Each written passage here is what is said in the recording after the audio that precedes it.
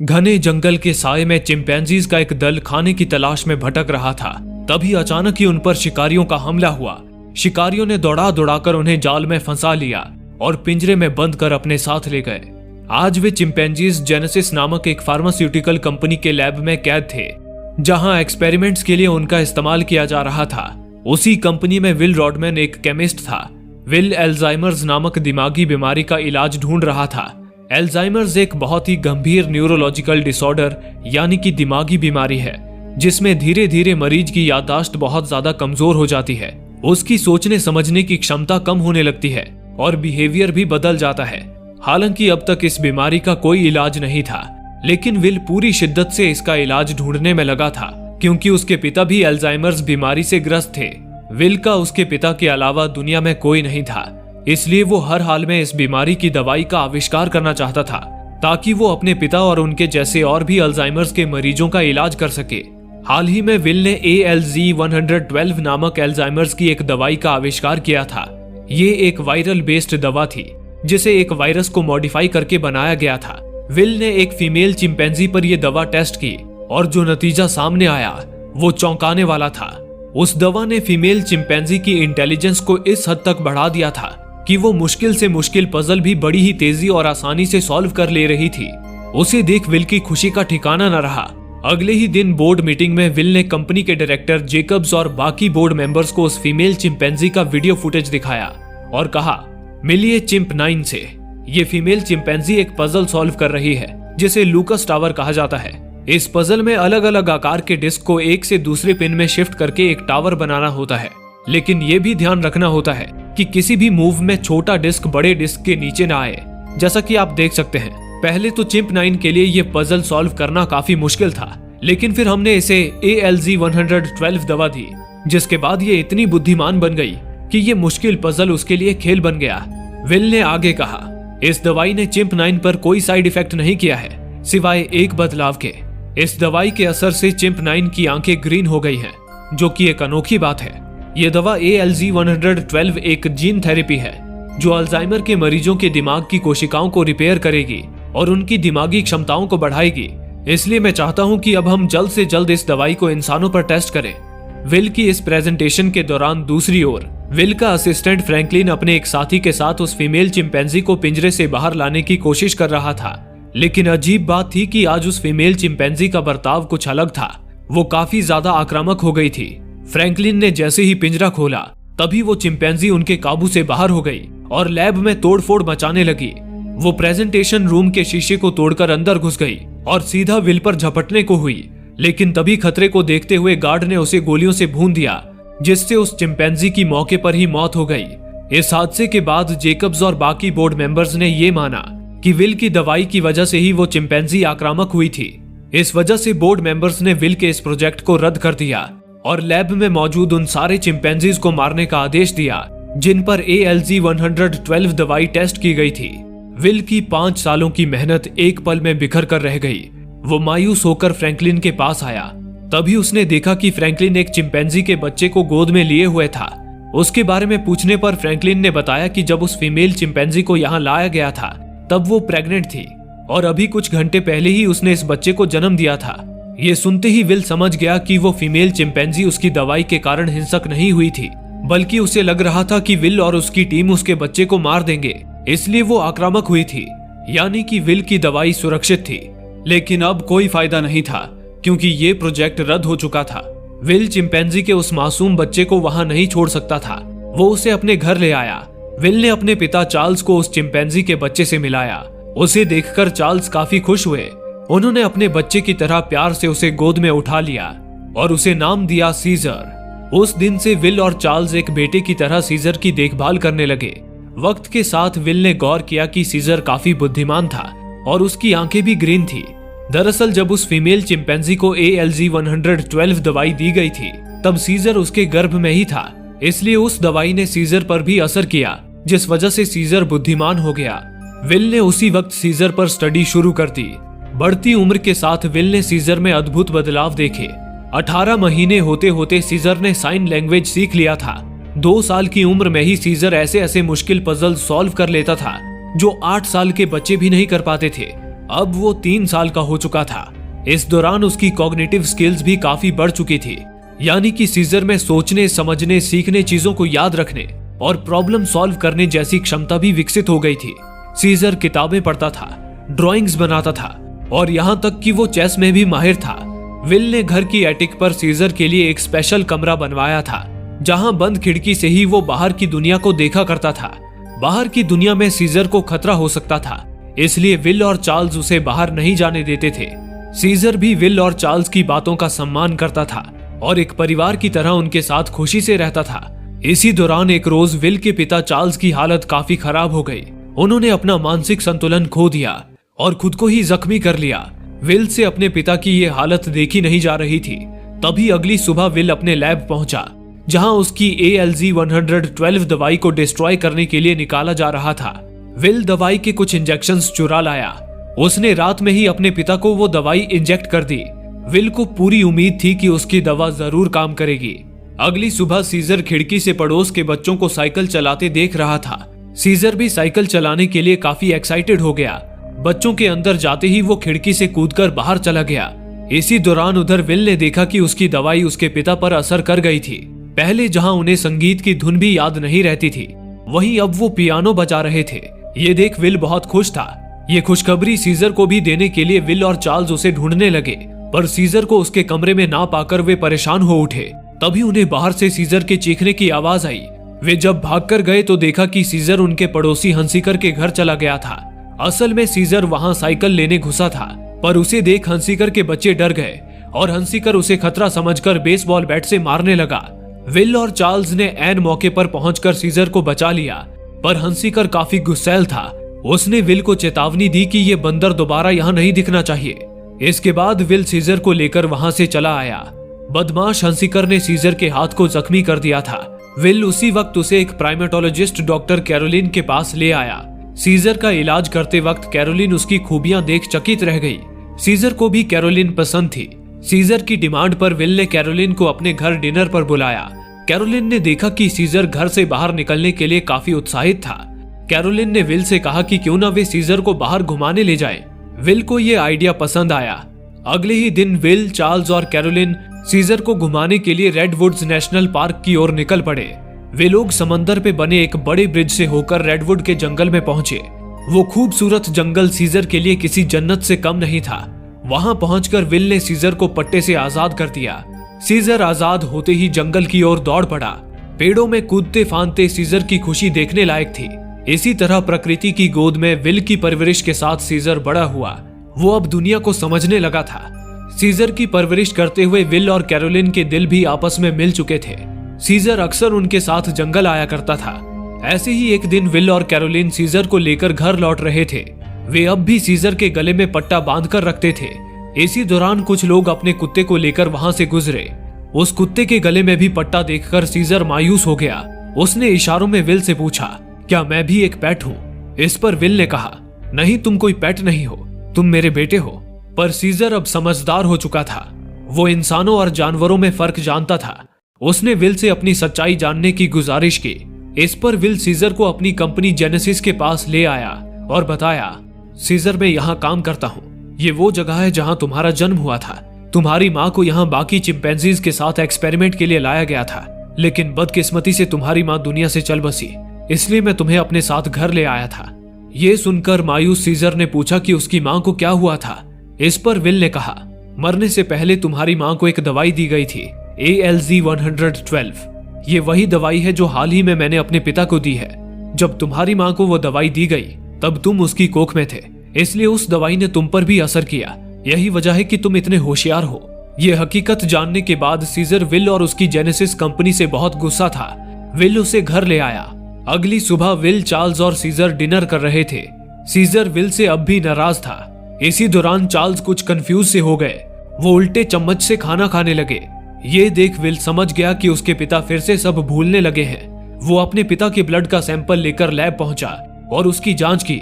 उसने पाया कि उसकी दवाई ALZ-112 अल्जाइमर्स पर पूरी तरह कारगर नहीं थी। कुछ वक्त बाद ह्यूमन बॉडी में मौजूद एंटीबॉडीज दवाई के वायरस को मार देती थी, जिससे मरीज की बीमारी और तेजी से दोबारा वापस आने लगती थी। इधर एक और विल अपनी रिसर्च में लगा था। इसी दौरान दूसरी ओर उसके पिता चार्ल्स की याददाश्त कमजोर हो गई। तभी उन्हें बाहर उनके पड़ोसी हंसिकर की कार दिखी, जिसका दरवाजा खुला था और कार में चाबी भी लगी थी। चार्ल्स किसी बच्चे की तरह उत्साहित होकर हंसिकर की कार में बैठ गए और कार स्टार्ट कर दी, लेकिन वो कार चलाना ही भूल गए थे। वो कार को आगे पीछे करते हुए वहां खड़ी दूसरी कारों को ठोकने लगे। ये देख हंसिकर गुस्से से बौखलाया हुआ बाहर आया और चार्ल्स का कॉलर पकड़कर उसे कार से बाहर खींच लिया और उन्हें दुनिया भर की गालियां देने लगा। हंसिकर ये भी नहीं देख रहा था कि चार्ल्स सोचने समझने की हालत में नहीं है। इसी दौरान उनका शोरगुल सुन सीजर ने खिड़की से बाहर देखा। हंसिकर चार्ल्स की छाती पर उंगली अड़ाकर उसे गालियां दे रहा था। ये दृश्य देख सीजर का खून खौल उठा। वो फौरन बाहर आया और सीधा हंसिकर पर झपट पड़ा। सीजर ने गुस्से में हंसिकर की उंगली ही काट ली और मार मार कर उसका बुरा हाल कर दिया। इसके बाद सीजर चार्ल्स के गले से लग गया, लेकिन तब तक आसपास के लोगों ने पुलिस को कॉल कर दिया था, जिन्होंने वहां एनिमल कंट्रोल सर्विस वालों को भेज दिया। सीजर को एक खतरनाक जानवर बताकर पुलिस ने उसे एप शेल्टर भिजवा दिया। इतने में ही विल भी कैरोलिन के साथ वहां आ गया। उसने सीजर को पट्टे से आजाद करवाया। हालांकि सीजर को कानूनी तौर पर एप शेल्टर लाया गया था, इसलिए उस वक्त विल भी उसे वहां से छुड़ा नहीं सकता था।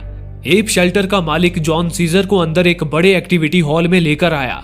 सीजर ने देखा कि वहां उसके खेलने कूदने की सारी व्यवस्था थी। उसे देख सीजर खुश था, लेकिन उसे पता नहीं था कि वो अब हमेशा वहां कैद रहने वाला है। वहीं जॉन ने विल को दिलासा दिया कि यहाँ सीजर की अच्छे से देखभाल की जाएगी। ये कहकर जॉन विल और कैरोलिन को कागजात पर साइन करने ले गया। इसी दौरान सीजर उछल कूद करता हुआ एक नकली चट्टान के ऊपर पहुंचा। वहां से उसे खुला आसमान नजर आ रहा था, लेकिन जल्द ही उसे एहसास हो गया कि वहां सिर्फ आसमान की पेंटिंग थी। असल में तो वो पूरी जगह एक कैद खाना था। ये समझ आते ही सीजर वापस दरवाजे की तरफ आया, लेकिन वहां सारे दरवाजे लॉक थे। तभी सीजर ने विल को शीशे के दूसरी ओर देखा। वो विल के पास आया और कहा कि उसे घर जाना है, लेकिन विल मजबूर था। उसने सीजर से कहा, सीजर मुझे माफ करना, पर तुम्हें कुछ दिन यहीं रहना होगा। यहाँ तुम्हारी अच्छे से देखभाल की जाएगी, पर मैं वादा करता हूँ कि तुम्हें जल्द ही यहाँ से छुड़ा ले जाऊंगा।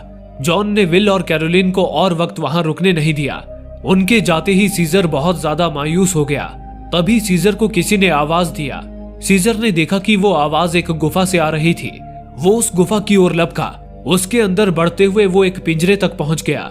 वहां नीचे जॉन का बेटा डॉज खड़ा था, जो वहां चीफ सिक्योरिटी गार्ड था। उसने सीजर को नीचे बुलाया। सीजर जैसे ही नीचे आया, डॉज ने सीजर को सेल में लॉक कर दिया।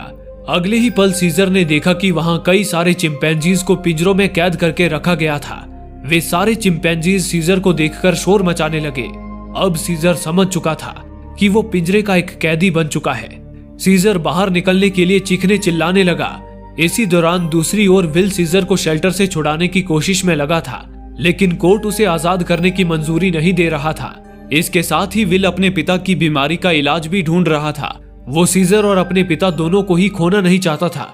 विल को समझ आ चुका था कि उसकी दवाई ALZ-112 एल्जाइमर्स पर कारगर नहीं है, इसलिए अब वो और ज्यादा स्ट्रॉन्ग वायरस बनाना चाहता था जो अल्जाइमर्स को जड़ से खत्म कर सके। अगली सुबह विल अपने लैब में आया और डायरेक्टर जेकब्स से मिला। विल ने जब जेकब्स को बताया कि वो अब भी ALZ-112 दवा पर काम कर रहा है, तो जेकब उससे बहुत ज्यादा चिढ़ गया। पर तभी विल ने कहा, मैंने ये दवाई अपने पिता पर टेस्ट की है, मेरी ये दवा असरदार है। ये सुन जेकब्स का चेहरा खुशी से खिल उठा। विल ने आगे कहा, ये दवाई असरदार तो है, पर ज्यादा वक्त तक नहीं। ह्यूमन बॉडी एक खास तरह की एंटीबॉडीज प्रोड्यूस करती है जो इस वायरस को मार देते हैं। इसलिए अब मैं एक और भी ज्यादा स्ट्रॉन्ग वायरस बनाने वाला हूँ जो इस बीमारी को जड़ से खत्म करेंगे। लेकिन जेकब्स इसके लिए राजी नहीं था। तभी विल ने जेकब्स को बताया कि उसकी दवाई ना सिर्फ अल्जाइमर्स के मरीज को ठीक कर सकती है, बल्कि ये कुछ हद तक उनकी इंटेलिजेंस को भी बढ़ा देती है। ये सुनते ही जेकब्स ने खुशी से विल को इस दवाई पर काम करने की इजाजत दे दी। दूसरी ओर एप शेल्टर में सीजर की जिंदगी बड़ी ही मुश्किलों से कट रही थी। सिक्योरिटी गार्ड डॉज एप्स पर काफी सख्ती से पेश आता था। वो एप्स को ज्यादा समय पिंजरे में ही कैद रखता था और केवल कुछ ही समय के लिए एक्टिविटी हॉल में जाने देता था। खाने के नाम पर भी वो उन्हें कचरा परोस देता था, और जब सीजर उसका विरोध करता तो वो तेज पानी का फुहारा छोड़कर सीजर को तड़पाता था। इस दौरान सीजर ये भी देख रहा था कि जॉन और डॉज एक एक कर चिंपैंजीज को एक्सपेरिमेंट के लिए जेनेसिस के लैब में भेजा करते थे। सीजर जानता था कि जेनेसिस में उन चिंपैंजीज के साथ क्या होने वाला है, इसलिए उसे उन चिंपैंजीज से हमदर्दी थी। सीजर बाकी चिंपैंजीज के साथ दोस्ती करना चाहता था, वो उनके साथ खेलना चाहता था, लेकिन वो बाकियों से अलग था, इसलिए बाकी चिंपैंजीज उसे अपने ग्रुप में शामिल नहीं करते थे। ऊपर से उन चिंपैंजीज का लीडर सीजर पर अपनी धौंस जमाता रहता था और उसे काफी तंग करता था। सीजर को घर की भी बहुत याद आती थी। उसने जेल की दीवार पर अपने घर की खिड़की का चित्र बना लिया था ताकि उसे घर जैसा महसूस हो। वो हमेशा इस उम्मीद में रहता था कि अब विल यहाँ आएगा और उसे वापस घर ले जाएगा। दूसरी ओर विल ने अपनी कड़ी मेहनत के बाद एक और भी ज्यादा स्ट्रॉन्ग वायरल बेस्ड दवाई ALZ-113 का आविष्कार कर लिया था। वो अपनी टीम के साथ एक मेल चिंपैंजी जिसे उन्होंने कोबा नाम दिया था, उस पर वो दवाई टेस्ट करने जा रहा था। उन्होंने एक ग्लास चैम्बर के अंदर कोबा को स्ट्रेचर से बांध दिया और उसके अंदर 113 वायरस डालने की तैयारी करने लगे। ये वायरस गैस फॉर्म में था, इसलिए चैम्बर के अंदर विल, फ्रैंकलिन और बाकी साइंटिस्ट ने गैस मास्क पहना हुआ था।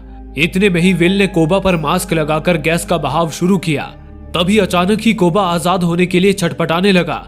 उसने अपने हाथ से फ्रैंकलिन पर वार किया, जिससे फ्रैंकलिन का गैस मास्क निकल गया।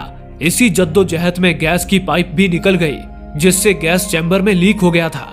विल ने जल्दी गैस का पाइप फिर से जोड़ दिया, लेकिन तब तक फ्रैंकलिन उस वायरस के संपर्क में आ चुका था। हालांकि उस वक्त फ्रैंकलिन को इसका कोई भी एहसास नहीं हुआ, लेकिन इस वायरस ने कोबा की बुद्धि को इस हद तक बढ़ा दिया कि कोबा ना सिर्फ शब्दों को समझना बल्कि लिखना भी सीख गया। विल और फ्रैंकलिन इस रिजल्ट से काफी खुश थे। इसी दौरान कोबा को टेस्ट करते वक्त फ्रैंकलिन खांसने लगा। खांसी के साथ फ्रैंकलिन के मुंह से खून भी निकल आया। हालांकि फ्रैंकलिन ने उसे गंभीरता से नहीं लिया और किसी को भी इस बारे में नहीं बताया। विल को अपने काम के साथ साथ सीजर की भी फिक्र रहती थी। अगले ही दिन वो सीजर से मिलने एप शेल्टर आ पहुंचा। सीजर विल को देख खुशी से फूले नहीं समा रहा था। उसे लग रहा था कि विल उसे वापस ले जाने आया है। तभी विल ने सीजर के हाथ में जख्म देखे। ये जख्म सिक्योरिटी गार्ड डॉज ने उसे दिए थे। विल ने गुस्से में डॉज का कॉलर पकड़ लिया, लेकिन उन दोनों में हाथापाई होती उससे पहले ही डॉज का बाप जॉन वहां आ पहुंचा। विल ने जॉन से कहा कि वो इसी वक्त सीजर को अपने साथ ले जा रहा है, पर जॉन ने कहा, कोर्ट के ऑर्डर के बिना तुम इस बंदर को कहीं नहीं ले जा सकते। ये सुनकर विल रुक गया, पर उसने जॉन से कहा, याद रखना, तेरी ये दुकान मैं बंद करवा कर रहूंगा। जॉन ने उसी वक्त विल को वहां से निकल जाने को कहा। विल ना चाहते हुए भी सीजर से हाथ छुड़ाकर वहां से चला गया। विल को जाते देख सीजर बहुत ज्यादा निराश हो गया। उसकी घर लौटने की सारी उम्मीद टूट चुकी थी। उसने दीवार पर बनाई खिड़की की ड्राइंग भी मिटा दी। अब सीजर को यहाँ से बाहर निकलने का रास्ता खुद ही तलाश करना था। इसी दौरान जब सारे चिंपैंजीज को एक्टिविटी हॉल में लाया गया, तभी सीजर हॉल की छत पर चढ़ गया। उसने देखा कि छत पर कांच की खिड़कियां थी। सीजर खिड़की खोलकर बड़ी ही आसानी से बाहर निकल सकता था, पर तभी उसने अपने चिंपैंजी भाई बहनों को देखा। भले ही उन्होंने सीजर को अपने दल में शामिल ना किया हो, पर सीजर को एहसास था कि यहाँ उनकी जिंदगी कितनी मुश्किल है। सीजर ने अकेले भागने का अपना इरादा बदल दिया। अब वो बाकियों को साथ ले जाने के बारे में सोचने लगा, पर यह उसके लिए मुश्किल था, क्योंकि वहां सारे चिंपैंजीज केवल अपने मुखिया की ही बात मानते थे। सीजर इसका हल सोचने लगा। फिर उसी रात डॉज अपने पिता की गैर मौजूदगी में अपने दोस्तों को शेल्टर में घुमाने लेकर आया। वो टेजर स्टिक से एप्स के पिंजरे में बिजली का झटका देकर उन्हें सताने लगा। डॉज के दोस्तों को भी इसमें मजा आ रहा था। तभी डॉज का भाई वहां आया। उसने डॉज को रोकते हुए कहा कि एप्स को तंग मत करो, पर डॉज ने उसे डांटकर भगा दिया। इसी दौरान डॉज के एक दोस्त की नजर सीजर पर पड़ी। सीजर उसे इशारों में अपनी ओर बुला रहा था। ये देख डॉज के दोस्त ने ओपनर से एक बियर की बोतल खोली और ओपनर जेब में रख लिया। उसके बाद वो सीजर को बियर का लालच देने लगा। उसी पल सीजर तेजी से उसके पास आया और उसका कॉलर पकड़ लिया। ये देख डॉज सीजर को बिजली का झटका देने के लिए भागता हुआ वहां आया, पर तभी सीजर ने उसके दोस्त को छोड़ दिया। डॉज सीजर को बुरा भला कहता हुआ अपने दोस्तों के साथ वहां से निकल गया, पर यह सब सीजर की एक चाल थी। इस चाल से सीजर ने डॉज के दोस्त का बॉटल ओपनर हासिल कर लिया था। उस बॉटल ओपनर में एक नाइफ भी थी। सीजर ने उस नाइफ को एक लकड़ी में बांधकर केज के ऊपरी हिस्से को खोला और वहां से होकर एक्टिविटी हॉल में आ गया। सीजर समझ चुका था कि चिंपैंजीज के लीडर को झुकाने के लिए उसे एक स्ट्रॉन्ग सपोर्टर की जरूरत होगी। उसी एक्टिविटी हॉल में एक बड़ा गोरिल्ला भी पिंजरे में कैद था, जिसका नाम था बक। डॉज बक को कभी पिंजरे से बाहर नहीं निकालता था, पर सीजर ने उसके केज को खोल दिया और उसे बाहर आने को कहा। पहले तो बक हिचकिचाया, पर फिर वो पिंजरे से बाहर आ गया और आजादी का मजा लेने लगा। बक ने इस आजादी के लिए सीजर का शुक्रिया अदा किया। इस तरह सीजर ने बक से दोस्ती कर ली। अब जब सीजर को एक ताकतवर दोस्त मिल गया था तो उसकी मदद से सीजर ने चिंपैंजीज के लीडर को भी अपने आगे झुकने पर मजबूर कर दिया, जिसके बाद उस लीडर ने पूरे सम्मान के साथ सीजर को अपने दल का नया मुखिया बना दिया। अब सीजर उन्हें आजादी दिलाने के लिए तैयार था। इसी दौरान दूसरी ओर विल के पिता चार्ल्स बहुत ज्यादा बीमार हो चुके थे, लेकिन विल अपने पिता को खोना नहीं चाहता था, इसलिए वो अपनी एक्सपेरिमेंटल दवा ALZ-113 घर ले आया था और उसे अपने पिता पर टेस्ट करने वाला था। लेकिन उस वक्त चार्ल्स ने दवा लेने से इनकार कर दिया। इस पर विल ने भी जिद नहीं की और उस रात अपने पिता की गोद में ही सो गया। लेकिन जब वो सुबह उठा तो देखा कि उसके पिता दुनिया से चल बसे थे। विल के लिए ये पल बहुत ही दर्दनाक था, पर ऐसे वक्त में कैरोलिन ने उसे सहारा दिया। विल ने अपने पिता को तो खो दिया था, पर वो किसी भी हाल में सीजर को वापस लाना चाहता था। अगली सुबह विल एक बार फिर एप शेल्टर पहुंचा। इस बार उसने जॉन के मुंह पर ढेर सारे पैसे मारे और सीजर को आजाद करने को कहा। जॉन पैसों के लिए बिक गया। उसने सीजर को ले जाने की इजाजत दे दी। विल सीजर के पास आया और उसे अपने साथ चलने को कहा, लेकिन अब सीजर पहले की तरह पालतू नहीं रहा था। उसने अपना नया रास्ता, नया मकसद चुन लिया था, इसलिए उसने खुद ही अपना केज बंद कर दिया और विल की ओर पीठ करके बैठ गया। हालांकि सीजर को बिल से बिछड़ने का दुख तो था, लेकिन अपने भाई बहनों को इंसानों की गुलामी से आजाद कराने के लिए उसने अपने आंसू को पी लिया। विल मायूस होकर लौट गया। इसी दौरान दूसरी ओर फ्रैंकलिन विल के घर का दरवाजा पीट रहा था। फ्रैंकलिन उस वायरस के असर से काफी ज्यादा बीमार हो चुका था और विल के पास मदद के लिए आया था, पर वो गलती से विल के पड़ोसी हंसीकर के अपार्टमेंट में घुस आया था। इतने में ही गुस्सैल हंसीकर उसके पास आया। तभी फ्रैंकलिन ने हंसीकर के मुंह पर खांस दिया, जिससे फ्रैंकलिन के मुंह से निकले खून के छींटे हंसीकर के मुंह पर पड़ गए। फ्रैंकलिन हंसीकर से माफी मांगता हुआ वहां से चला गया। उधर अब सीजर को एप शेल्टर में मौजूद अपने साथियों को आजाद तो कराना ही था, लेकिन साथ ही वो जेनेसिस में एक्सपेरिमेंट के लिए ले गए चिंपैंजीज को भी आजादी दिलाना चाहता था। पर यह काम अकेले करना मुश्किल था, इसलिए वो सारे चिंपैंजीज को एकजुट करना चाहता था, लेकिन उन चिंपैंजीज में बिल्कुल भी बुद्धि नहीं थी। ऐसे में उनसे अपनी बात मनवाना सीजर के लिए नामुमकिन था। लेकिन तभी सीजर को कुछ याद आया।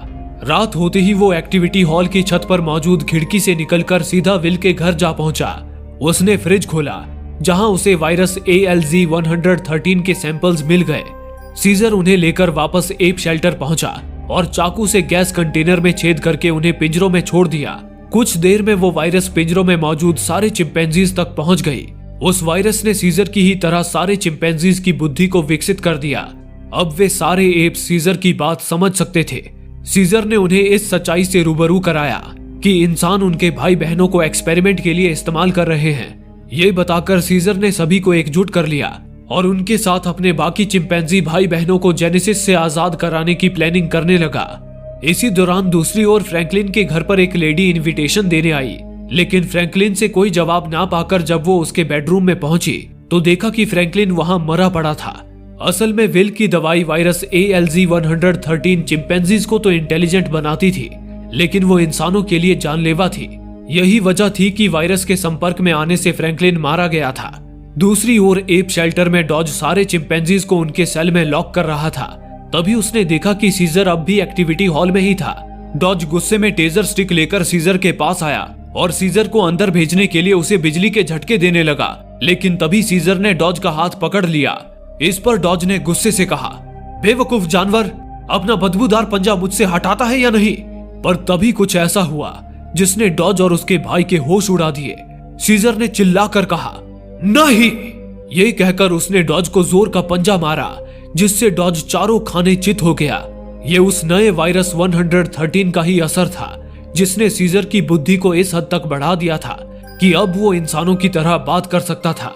सीजर ने डॉज को ले जाकर एक पिंजरे में डाल दिया और सारे चिंपैंजीज, ओरंगटन और गोरिल्ला को पिंजरों से आजाद कर दिया। तभी इतने में ही डॉज का भाई बंदूक लेकर वहां आया, लेकिन चिंपैंजीज की सेना को देख डर के मारे उसका कलेजा ही मुंह को आ गया और वो वापस भागने लगा। लेकिन चिंपैंजीज ने उसे धर दबोचा और बुरी तरह पीटने लगे, पर सीजर ने उन्हें रोक दिया। सीजर मासूमों की जान नहीं लेना चाहता था। उसने डॉज के भाई को सुरक्षित एक सेल में लॉक कर दिया, पर तभी उधर डॉज उठ खड़ा हुआ। वो एक बार फिर टेजर स्टिक लेकर सीजर को मारने दौड़ा ही था कि तभी सीजर ने उस पर पानी का फव्वारा छोड़ दिया, जिससे डॉज को ही बिजली का हाई वोल्टेज करंट लगा और उसकी मौके पर ही मौत हो गई। इसके बाद सीजर अपने साथियों को लेकर सीधा जेनेसिस की लेबोरेटरी की ओर कूच कर गया। इसी दौरान दूसरी ओर विल और कैरोलिन जब सुबह सोकर उठे तो उन्हें दीवार पर सीजर के पंजे का निशान दिखा और साथ ही सीजर के कमरे की लाइट्स भी ऑन थी। उसे देख विल समझ गया कि सीजर यहाँ आया था। वो सीजर की खैरियत जानने उसी वक्त एप शेल्टर जा पहुंचा। तभी उसे वहां डॉज मरा पड़ा मिला और उसके पास ही मिली उसकी ALG 113 दवाई का कंटेनर।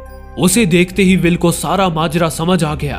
दूसरी ओर सीजर और उसके साथियों ने जेनेसिस की लैब पर धावा बोल दिया और वहां सब कुछ तबाह करके कोबा और अपने बाकी साथियों को भी आजाद करा दिया। इतने में ही जेकब्स लैब में आया। तभी लैब को तबाह हो चुके देख वो भौचक्का रह गया। उसी पल उसने ऊपर देखा। ऊपर सीजर और उसके साथियों का झुंड उसे घेरे खड़ा था। जेकब्स अपनी पूरी तेजी के साथ वहां से भागा। तब तक वहां पुलिस भी पहुंच चुकी थी। जेकब्स पुलिस के हेलीकॉप्टर में बैठकर उड़ गया। दूसरी ओर सीजर और उसके साथी सारे जू पर भी हमला करके वहां से भी अपने भाई बहनों को आजाद करा रहे थे। उन्होंने पूरे शहर में उधम मचा दिया था। हालांकि सीजर का मकसद इंसानों को चोट पहुंचाना नहीं था, बल्कि अपने चिंपैंजी भाई बहनों को आजाद करके उन्हें रेडवुड के जंगल तक ले जाना था। सीजर सभी को लेकर ब्रिज पर पहुंचा, लेकिन तभी पुलिस ने उन्हें हर तरफ से घेर लिया। पुलिस की एक यूनिट ब्रिज में आगे की ओर घेराबंदी किए हुई थी और दूसरी यूनिट घोड़े में सवार होकर पीछे से उनकी ओर बढ़ रही थी। खतरे को देखते हुए सीजर ने अपने आधे साथियों को ब्रिज के ऊपर से आगे भेजा और ओरेंगटन्स को ब्रिज के नीचे से आगे बढ़ने को कहा। उसके बाद सीजर बाकियों को लेकर ब्रिज के रास्ते आगे बढ़ने लगा, पर तभी घोड़े पे सवार पुलिस की यूनिट लोहे के रॉड से चिंपैंजीज की हत्या करने लगी। ये देख सीजर का खून खौल उठा। उसने भी पुलिस वालों पर हमला कर दिया। इसी बीच बक ने एक पुलिस वाले को धर दबोचा। वो पुलिस वाले को बीच से फाड़ने वाला था, लेकिन तभी सीजर ने उसे रोक दिया, क्योंकि सीजर बस पुलिस वालों को रोकना चाहता था, उन्हें मारना नहीं। इसी दौरान विल भी ब्रिज पर आ पहुंचा था और सीजर तक पहुंचने की कोशिश में लगा था। उधर सीजर बाकियों के साथ ब्रिज पर छुपते छुपाते दूसरे छोर के करीब पहुंच तो गया था, लेकिन वहां पुलिस हथियार ताने उनका इंतजार कर रही थी। ये देख सीजर ने गोरिल्ला के झुंड को आगे भेजा, जिन्होंने अपनी ताकत से एक बस को पलटा दिया और उस बस को धकेलते हुए आगे बढ़ने लगे। उस बस की आड़ लेकर सीजर और उसके साथी पुलिस वालों के बिल्कुल करीब पहुंच गए। तभी सीजर घोड़े पे सवार होकर तेजी से वहां आया। उसके एक इशारे पर ब्रिज के ऊपर और नीचे मौजूद उसके साथियों ने पुलिस वालों पर हमला कर दिया और पीट पीट कर उनका बुरा हाल कर दिया। डर के मारे सारे पुलिस वाले मैदान छोड़ भाग निकले, लेकिन तभी जेनेसिस का डायरेक्टर जेकब्स सीजर से लैब में हुई तबाही का बदला लेने पुलिस हेलीकॉप्टर में वहां आ पहुंचा। हेलीकॉप्टर में मौजूद एक सोल्जर सीजर और उसके दल पर अंधाधुंध फायरिंग करने लगा। हालांकि ऐसा करके उसने सीजर के गुस्से को और ज्यादा भड़का दिया। सीजर ने एक जंजीर उठाकर उस सोल्जर पे दे मारा, लेकिन तभी पायलट भी सीजर पर गोली चलाने लगा। ये देख बक सीजर को बचाने के लिए दौड़कर हेलीकॉप्टर पर ही कूद पड़ा। अपने सीने में गोली खाकर उसने हेलीकॉप्टर को तबाह कर दिया और अपने लोगों के लिए शहीद हो गया। अब सीजर और उसके साथियों के लिए रेडवुड जंगल का रास्ता बिल्कुल साफ था। वे सभी दल के दल जंगल की ओर कूच कर गए। इसी दौरान विल सीजर को ढूंढता हुआ जंगल में पहुंचा। विल ने सीजर से कहा, सीजर मैं मानता हूं कि ये जो कुछ भी हुआ उसमें मेरी गलती थी। उसके लिए मैं तुमसे माफी मांगता हूं, लेकिन मैं चाहता हूं कि तुम घर वापस आ जाओ। मैं वादा करता हूं तुम्हारी सुरक्षा करूंगा। लेकिन तभी सीजर विल के करीब आया और उसके कान में बोला, अब से यही सीजर का घर है। सीजर को बोलता हुआ सुनकर विल के आश्चर्य का ठिकाना न रहा। विल ने एक बेटे की तरह खुशी से सीजर को अलविदा किया और उसे उसके हाल पर छोड़कर चला गया। सीजर अब अपनी बड़ी सेना का मुखिया बन चुका था। उसके आगे उसकी सेना का सिर सम्मान से झुक गया, जिसके बाद सीजर सभी को लेकर ऊंचे पेड़ों के शिखर पर चढ़ गया। आज पहली बार सीजर आजादी को महसूस कर रहा था। उसकी जिंदगी का अब एक ही मकसद था, मरते दम तक अपने लोगों की रक्षा करना। इसी के साथ कहानी ने विल के पड़ोसी हंसिकर की ओर रुख किया। बीमार फ्रैंकलिन से मुलाकात के बाद से ही हंसिकर की तबीयत भी बिगड़ रही थी, लेकिन फिर भी वो काम पे जाने के लिए एयरपोर्ट आया। हंसिकर एक पायलट था। वो अपने फ्लाइट की तरफ जा ही रहा था कि तभी उसके नाक से खून बहने लगा। मतलब साफ था, हंसिकर भी 113 वायरस का शिकार हो चुका था। यानी कि हंसिकर के जरिए ये वायरस दुनिया भर में फैलने वाला था। इस खतरे से बेखबर हंसिकर अपनी फ्लाइट की तरफ निकल गया और इसी के साथ ये फिल्म यहीं समाप्त हो गई। दोस्तों, आप में से काफी लोगों का कहना है कि हमारे वीडियोस आप तक नहीं पहुंच पा रहे हैं।